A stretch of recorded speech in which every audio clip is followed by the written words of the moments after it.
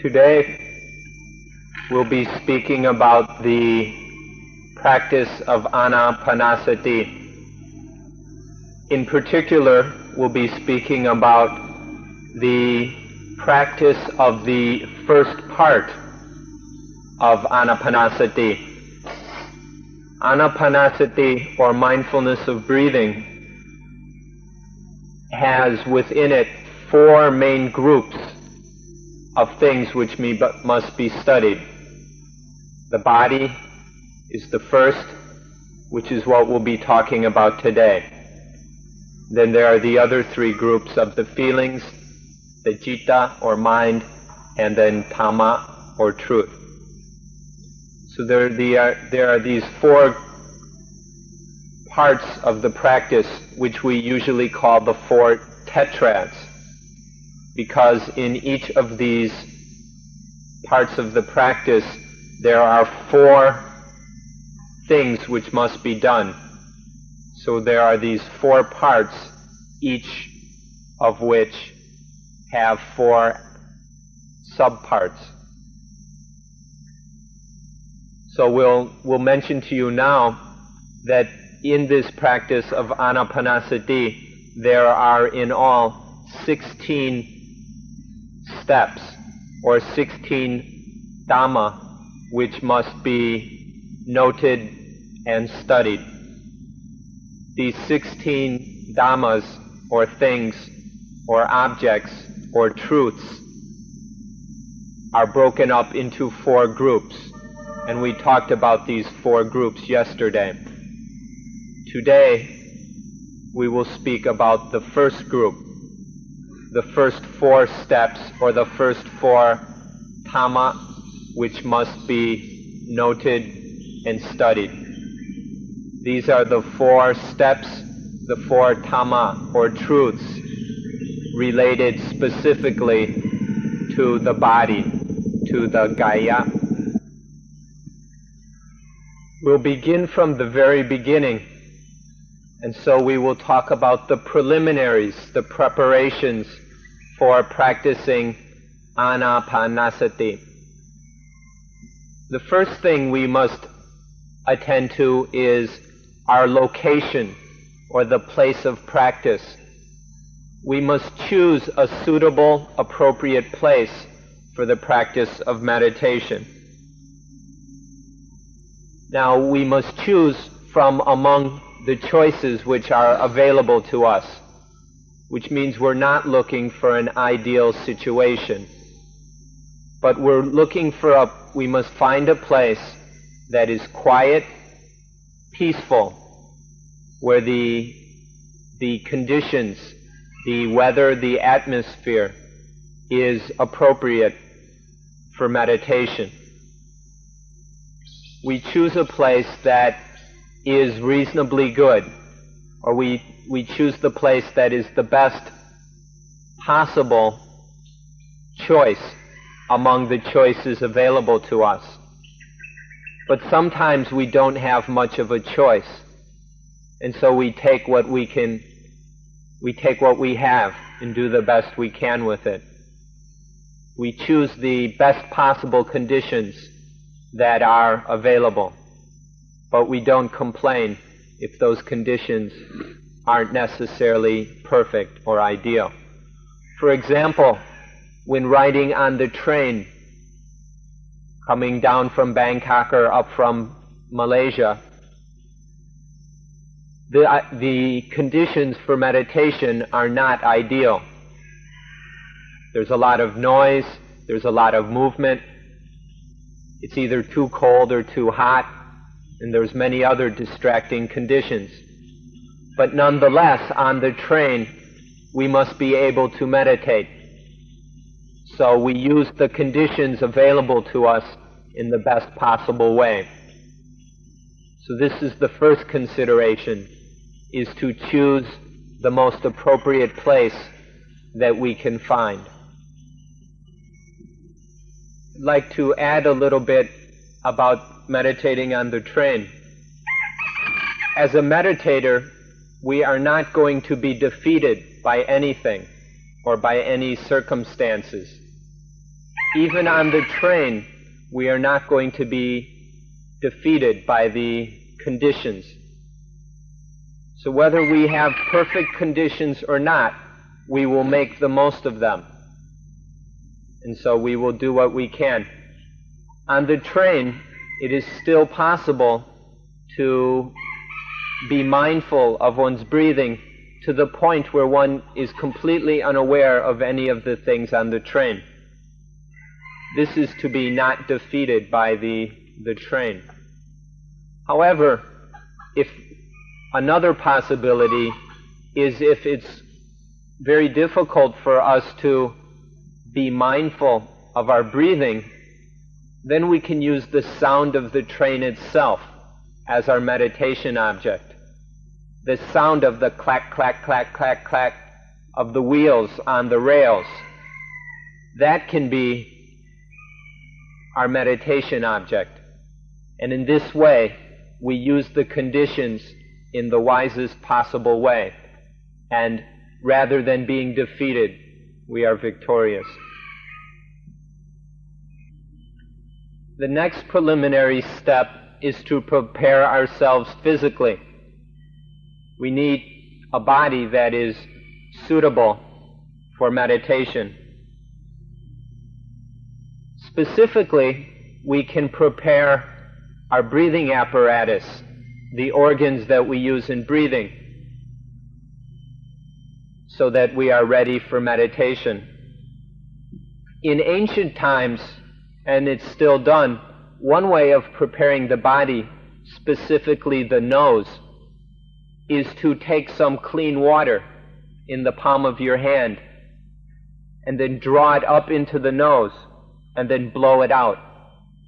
If we do this 3 or 4 times, this will clean out the nose and prepare it for the meditation practice. The nose will then be much more sensitive to the breath. The next item to prepare is the time. We need to choose a time that is suitable and appropriate for meditation.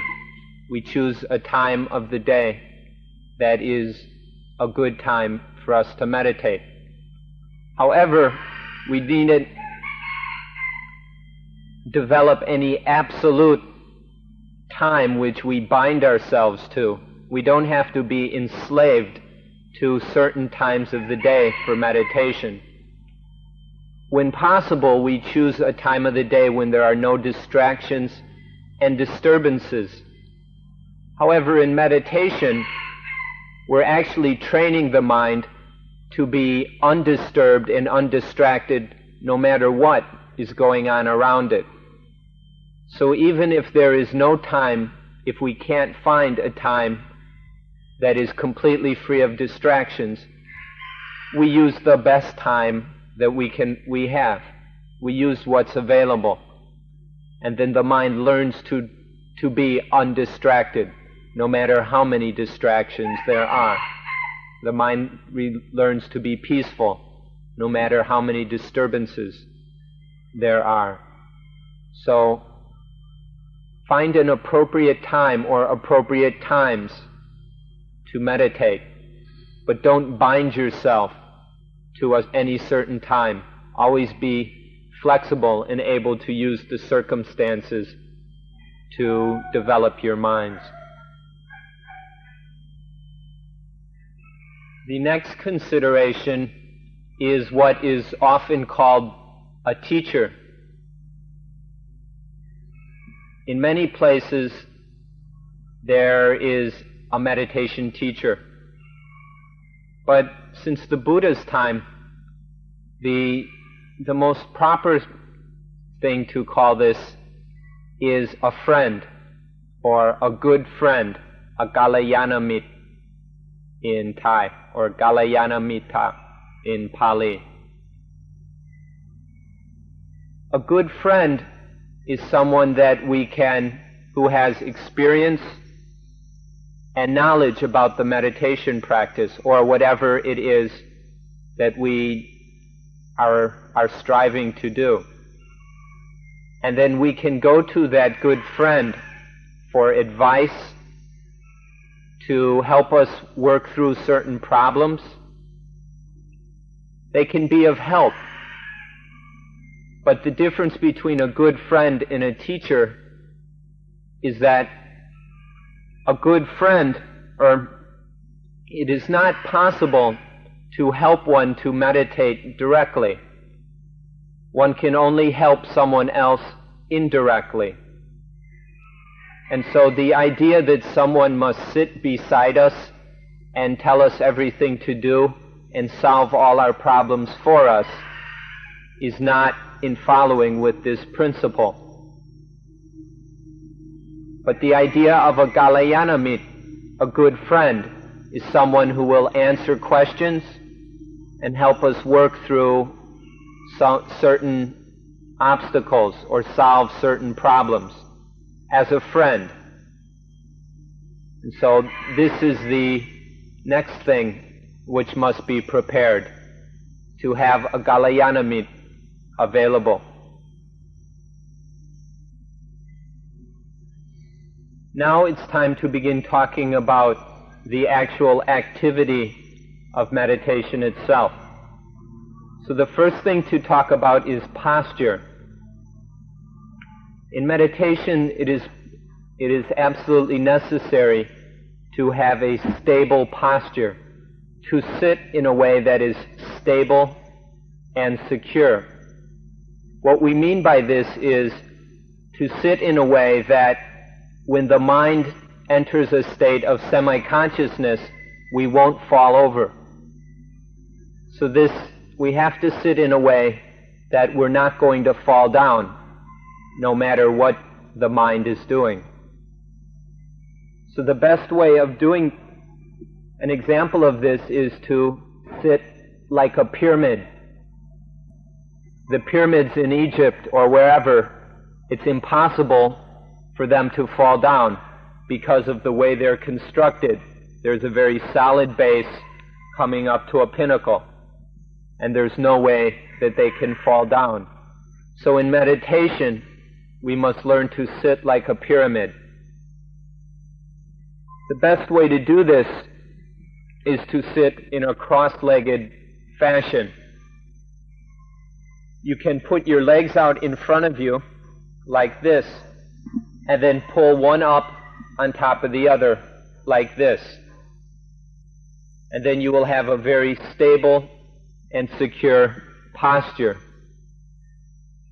For many of you who have never sat this way, who may not even be used to sitting on the floor, it will take some time to train the body to sit in this way.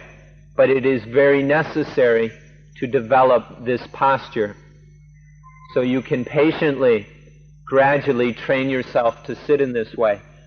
Put your legs out in front of you, and then fold one leg on top, and then the other. This way of sitting, it has been called the lotus posture from very ancient times, from even before the Buddha. And this is an ideal way of sitting for the meditation practice because it is very stable and there is no way that the body will fall over. The second aspect of sitting that is very important is that the vertebrae or the spine must be straight. If you sit in a way where the spine is like this or has some curve, then this is not the ideal posture. For good meditation, the vertebrae must sit on top of each other very snugly so they fit properly. And this means having the spine straight. We call this ordinariness of sitting. This is the normal way of sitting, even if we don't sit this way. So, the first thing in beginning the practice of meditation is to sit properly. Learn to sit in a stable position, and so that the spine is straight, like this, rather than curved. in some way. It may not be easy at first, but through practice and with patience you will be able to train yourself to sit in this way.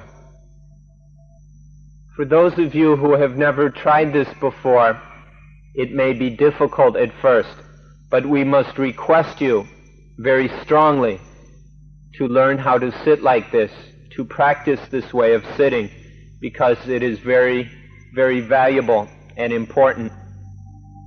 At first, you may not be able to sit in a full lotus. So at the beginning, just learn to sit with your legs in front of you. They don't have to be fully crossed, but just have the legs in front of you in a comfortable position. Then after a while, you can learn to put one leg on top of the other. And then you have a half lotus. And then later, you can learn to put the other leg on top. So then you have a full lotus.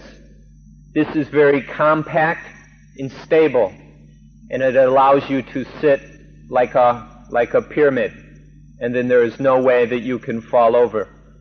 So first, just put your legs in front of you, and then slowly experiment with get the legs just in front in a comfortable way. Then learn to put one foot on top of the other leg, the other knee or thigh, and then eventually get the second foot on top so that it is a full lotus. When you learn how to do this, you will find it of great use in your meditation and adds much stability. The spine is also very important. When the spine is curved, the breathing will be different from when the spine is straight.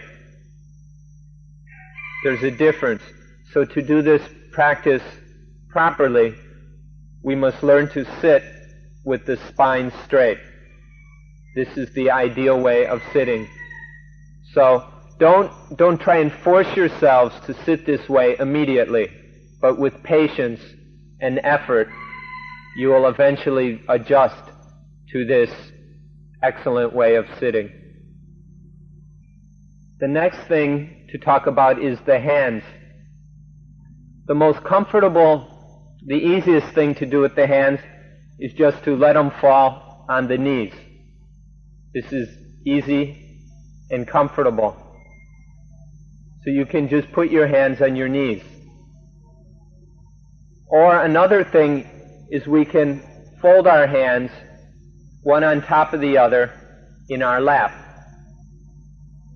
Put one hand in the lap and then the other one on top of it.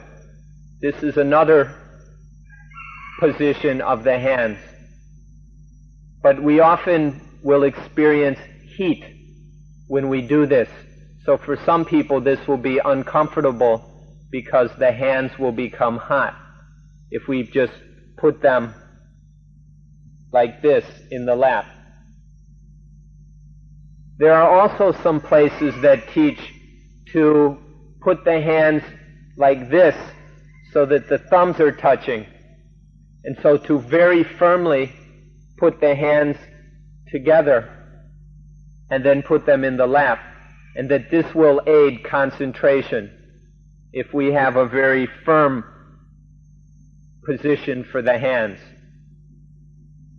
But this may also become hot and uncomfortable.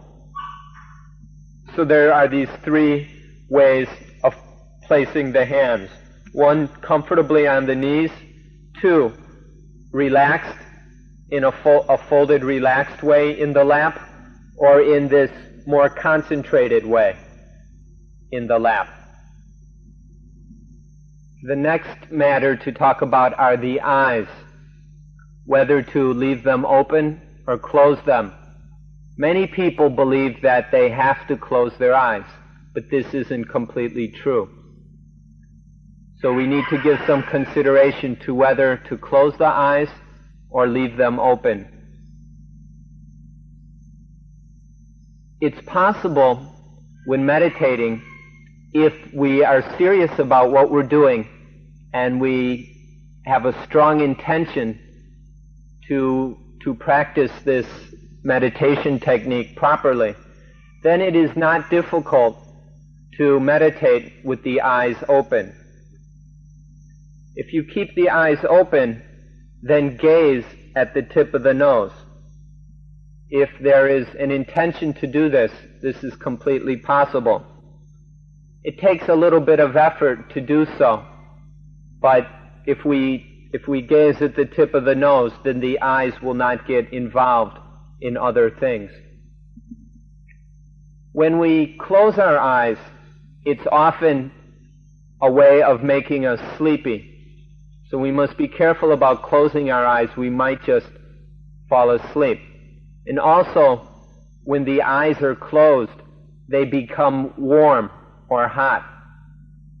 And so to learn to meditate with the eyes open will help us to stay awake, and it will keep the eyes cool and comfortable. So there are these two ways: either meditate with the eyes closed or with them open. Now, if you meditate with the eyes open by gazing at the tip of the nose, this will aid the mind in being concentrated. This will aid the development of samadhi. And as samadhi develops, when it has developed about halfway, then the eyes will naturally close of themselves. The eyelids will be very relaxed and will drop in a very comfortable way. So you don't have to worry about this. They'll close by themselves eventually. So this is the next point, the eyes. About this point of keeping the eyes open and gazing at the tip of the nose, this in itself is a great deal of concentration. To gaze at the tip of the nose and not be looking at anything else, not get interested in other sights and visions, but just to look at the tip, gaze at the tip of the nose. This is an automatic kind of concentration or samadhi. And so by practicing meditation with the eyes open and gazing at the tip of the nose, the mind is already beginning to develop concentration in being able to do that. So this is why it's very good to begin meditating with the eyes open. You need to look and observe for yourself that this is something that is absolutely possible. That for the eyes to gaze at the tip of the nose while being aware of the breathing in and breathing out. Both of these can be done. It may seem that each is being done at exactly the same instant, but it's not. We're not talking about anything unnatural or supernatural. But because the mind is so fast, it is possible for the eyes to be gazing at the tip of the nose while being aware of breathing in and breathing out. So this is something that is quite possible to do, and you can check this out for yourselves. And now we begin to note the breathing, to focus upon the breathing. This is done with sati or mindfulness. Mindfulness is now beginning to be trained and developed by noting the breathing. We talked about the importance of sati yesterday, and so this is now the beginning of the training and development of this important tool. The way we develop and train sati in the beginning is using a technique we call following. With sati, the mind follows the breath. We can imagine, or we can make the assumption that the breathing begins at the tip of the nose, and that the in-breath starts at the tip of the nose and flows down to the navel. This is an assumption that we're making to use this technique. And then the out-breath, once again an assumption, begins at the navel and ends at the tip of the nose. And so in training sati, or mindfulness, the mind follows the breath from the tip of the nose to the navel and then back. And it just follows this path from the tip of the navel, from the tip of the nose to the navel, and then back, without any gaps, without any spaces or lapses. This is called following the breath, and it is the first technique we use to train mindfulness. We're not biologists or anatomists. That's why we say that we just make this assumption that the breath begins at the tip of the nose and comes to the navel, and then the out-breath begins at the navel and ends at the tip of the nose. This is just an assumption we make based on the feeling, the sensitivity we have of the movement associated with the breath. Actually, we all know that the breath the actual air only comes into the lungs. But when we breathe, we feel a movement all the way down to the navel. And so at this first step, we use that feeling as the basis of our practice. And so the first lesson of Anapanasati is following the breath from the tip of the nose to the navel. Now, the distinctions of whether it is mindfulness, sati, which follows the breath in and out, or whether the mind, because of sati, follows the breath in and out, or whether sati forces the mind to follow the breath in and out. These distinctions are not important at this point. The only thing that matters is that you are able to note the breath, that there is noting of the breath, mindfulness of the breath, as it comes from the tip of the nose to the navel. And then there is a momentary rest, and then the out-breath from the navel to the tip of the nose, and then a short break, and then the breath in, and a short rest, and then a break out, and then the breath out, and another momentary rest. So the mind, or whatever, sati, there must be the mindfulness of breathing in and out, constantly. Now, this is the first lesson that must be learned in this practice. It may take 3 days to be able to do this. It may take 3 weeks or 3 months. We're just telling you what needs to be done. We're pointing out the necessary steps of the practice. It's up to you to do it. And so during this retreat, which only lasts 10 days, you may not be able to do this completely. That's not the important point. The thing is to know what needs to be done and then start practicing until you can do it. So at this retreat, we're telling you what needs to be done. It's up to you to do it, following the instructions which you are given. So, after we tell you the practice, then it is up to you to be responsible for following it. So, what must be done is for mindfulness to note the breathing in and out. And so this is trained until it can be done without mindfulness without mindfulness slipping, without the mind wandering off or getting lost anywhere, but so that there is mindfulness constantly of the breathing in and out. The mind, or whatever it is, the sati, or the mind, just follows the breathing in and out, in and out. While this is being done, we will naturally learn some things about the breathing.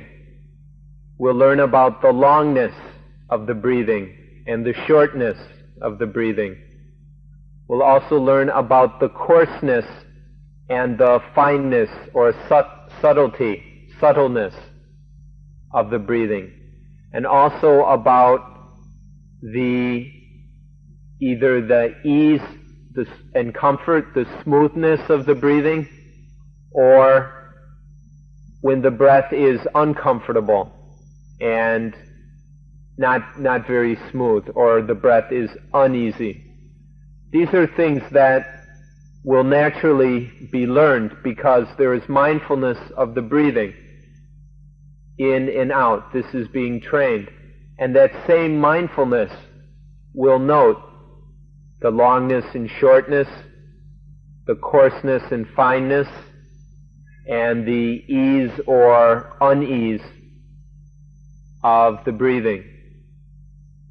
So this is the first step, is following the breathing, and while doing so, the mind will also note quite a few things about the breathing so that the breathing is known quite well.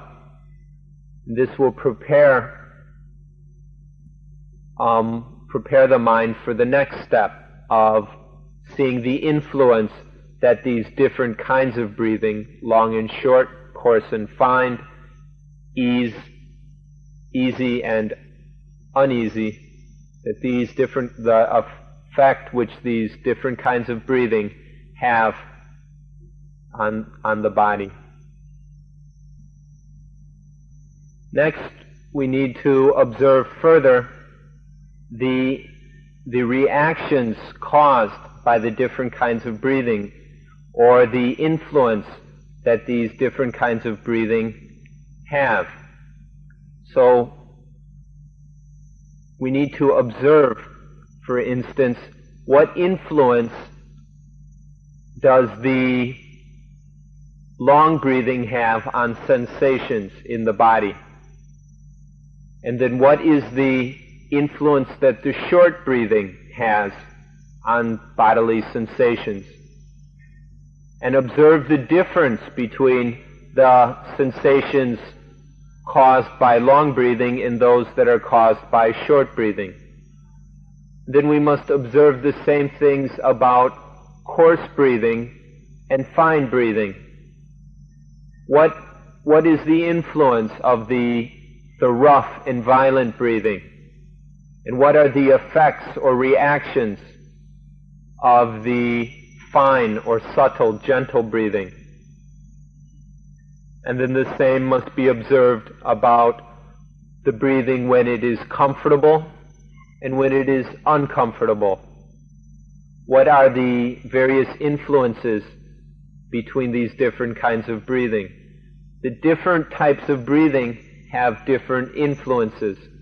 And so we need to see the differences between the influence and effect of long and short breathing, coarse and fine breathing, and comfortable and uncomfortable breathing. What influence this has on the various sensations in the body of which the mind is aware.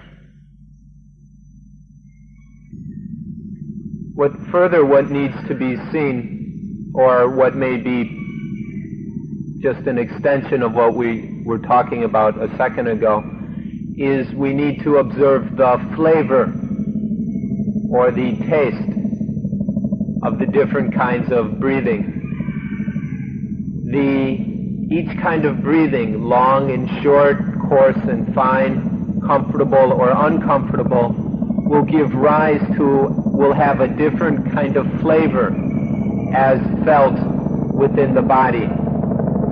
For example, the flavor of the long breathing is different than the flavor of the short breathing.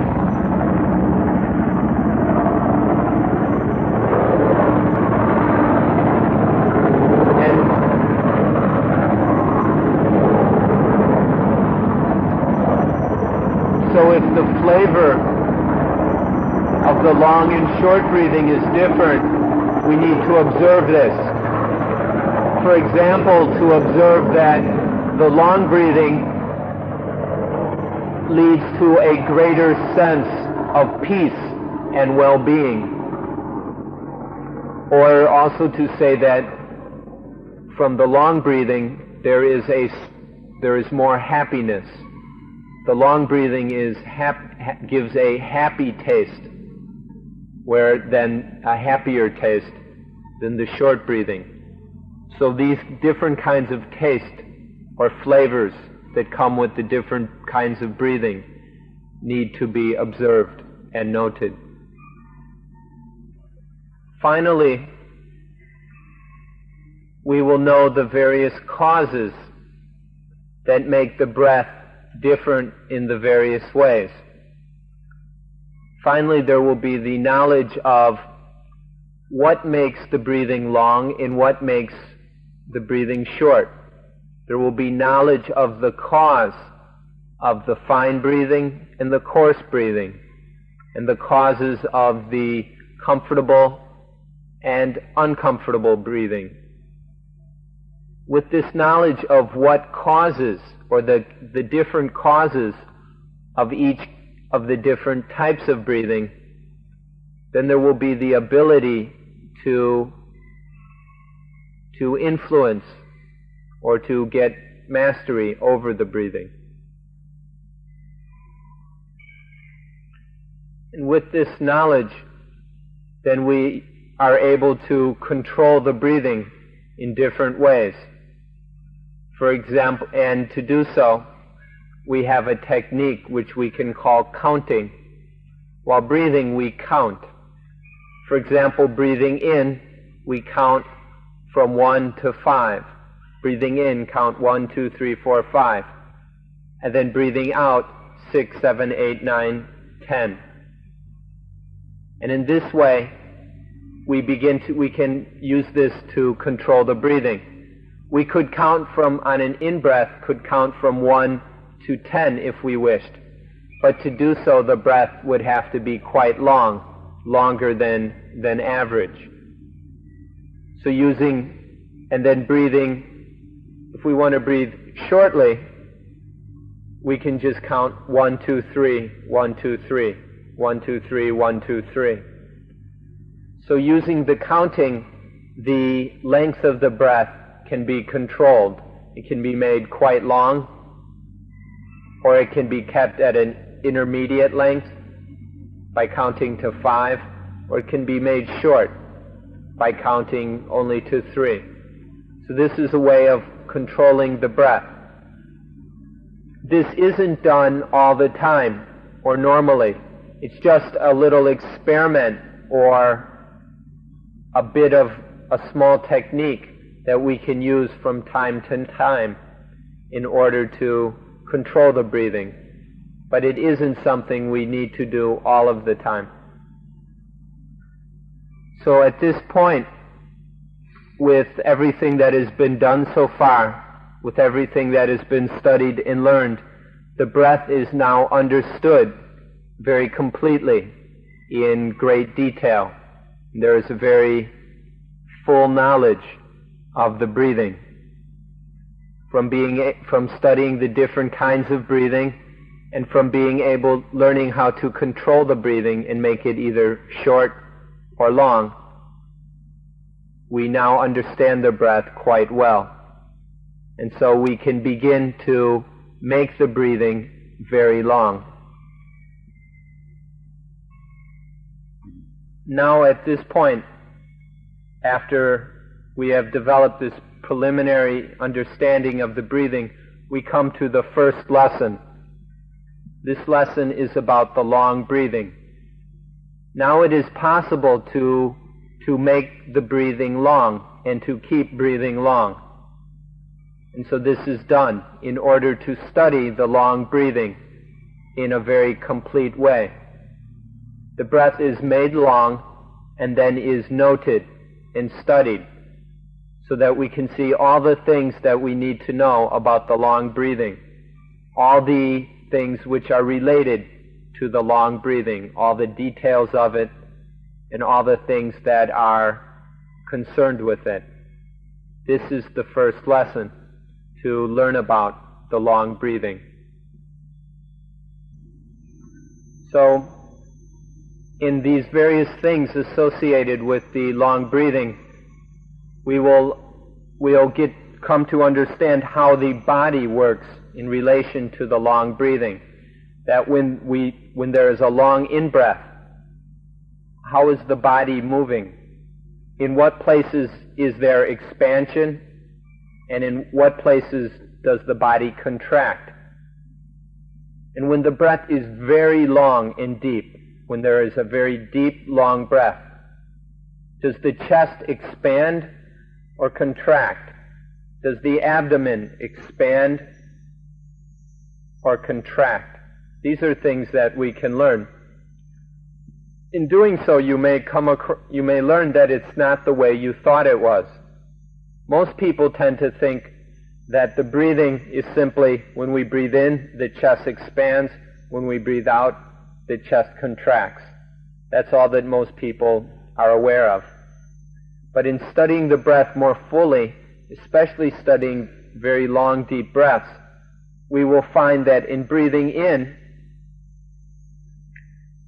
as on a very deep breath, the chest will at first, the abdomen will come in or contract, and the chest will expand. And then on breathing out, the abdomen will expand and the chest will contract or deflate. So we can study this from watching this ourselves. So in the first lesson of the practice, we learn everything that we can about the nature of the long breathing. This is the first lesson, the nature of the long breathing. And so learning what the long breathing is like, what causes it, what influence it has on the body. This is the first lesson of this practice.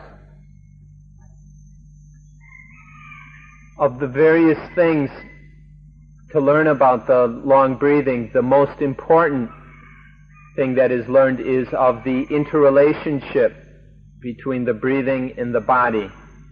That the breathing and the body are not separable. So there is a very close and strong interrelationship between them. This is learned by seeing the different kinds of influence which the long breathing has upon the body. In studying the long breathing and studying this influence, we will see that the ways in which the body and the breathing are interrelated and interconnected.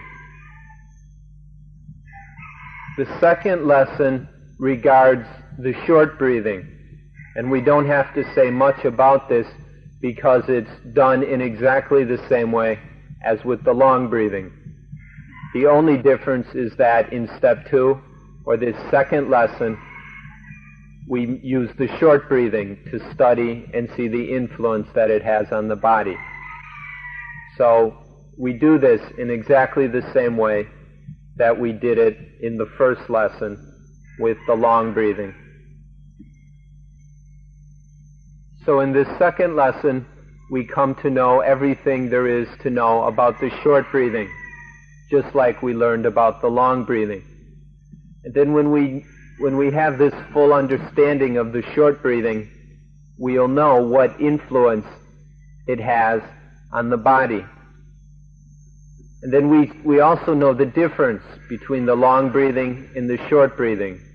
We know what the ways that these two kinds of breathing are different, and we know the different influence they have upon the body. For instance, we know that when the breath is long, when the breathing is long, the body will be peaceful and at ease. And we also know that when the breathing is short, the body will not be peaceful. It will be a bit agitated and uneasy, uncomfortable.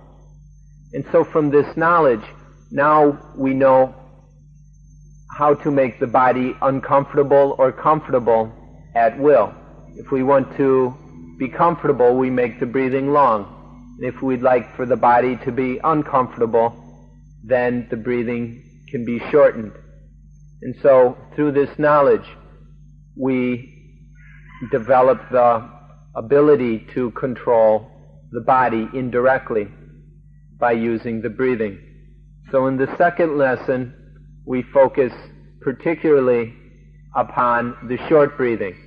And in doing so, then we have this knowledge which complements the knowledge of the long breathing, which was the first lesson. And the differences between the two become very clear. So the second lesson involves the short breathing. One of the knowledges that we'll develop that is quite important is that when the breathing is long, it is also gentle and fine, or gentle and peaceful. And when the breathing is short, it will be coarse as well. And so this is seen. And then we'll see that when the breathing is subtle and delicate, that the body relaxes and becomes very calm. And that when the breathing is coarse, then the body becomes agitated and no longer peaceful. And from this knowledge then, we learn that in order to calm the body, to relax the body, to quiet down the body, the breath must be made peaceful and gentle, which can be done with long breathing. And if we want to make the body agitated and uncomfortable, this can be done with coarse breathing, which is caused by breathing short. So in this way, these various kinds of knowledge are developed. So another example we can give you is that when there is anger, then the breathing will be short. When the breathing is short, the body is also disturbed.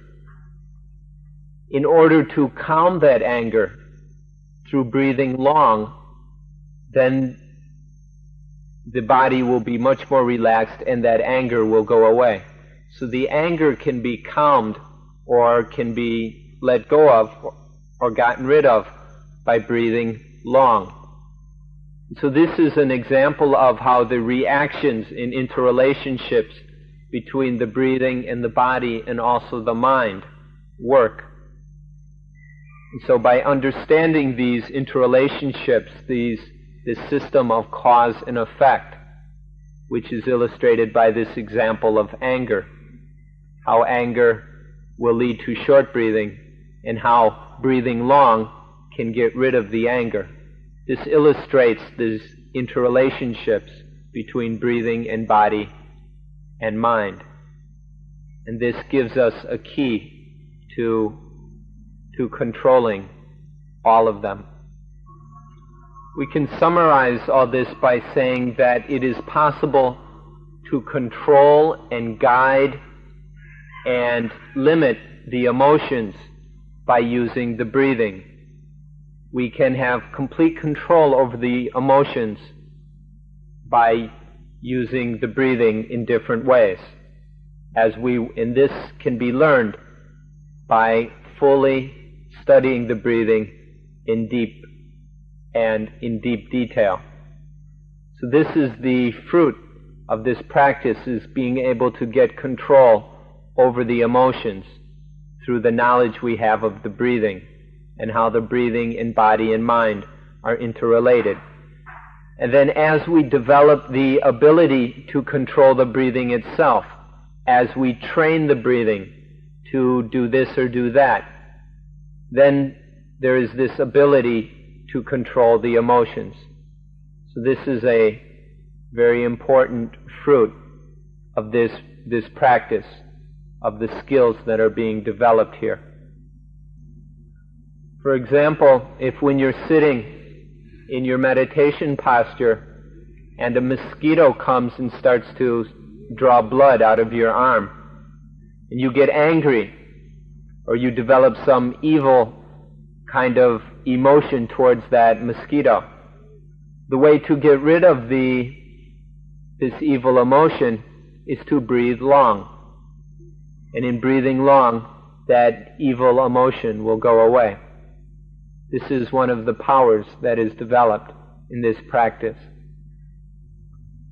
What needs to be studied in the first lesson about the long breathing and in the second lesson about the short breathing is exactly the same.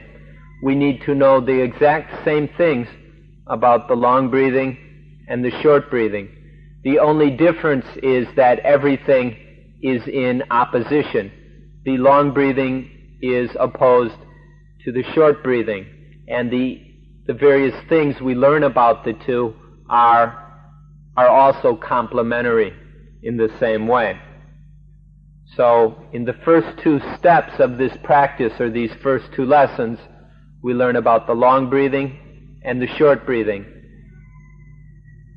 So our time is about up, and so for today we will leave the explanation at just the long breathing and the short breathing, the first two steps of the practice of Anapanasati.